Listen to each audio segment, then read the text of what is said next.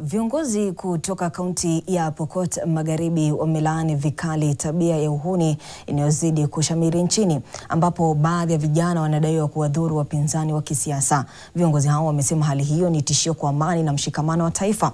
Wabunge hao wakisisitiza kuwa mwanasiasa yeyote atakayepatikana kuwaajiri au kuwachochea vijana hao kuchochea vurugu ni sharti akamatwe na kufikishwa mahakamani. Aidha, wameeleza kuwa huku nchi ikielekea katika uchaguzi mkuu wa mwaka ujao, ni muhimu kwa viongozi na wananchi kwa ujumla kudumisha utulivu, uvumilivu na kuheshimu misingi ya kidemokrasia.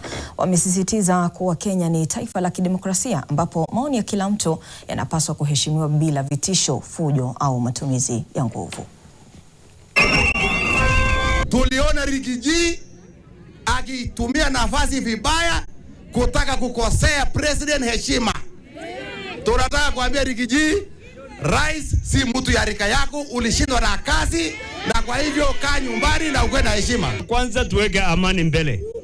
Ile nyingine ambayo mtu yule anataka kuleta mchezo, hatutaki kurudia mambo ya 1992 ambayo ilituumiza hapa sana. Mpaka tukakosa walimu, tukakosa biashara, tukafanya nini? Kwa hivyo sisi hapa ni kusaidiana.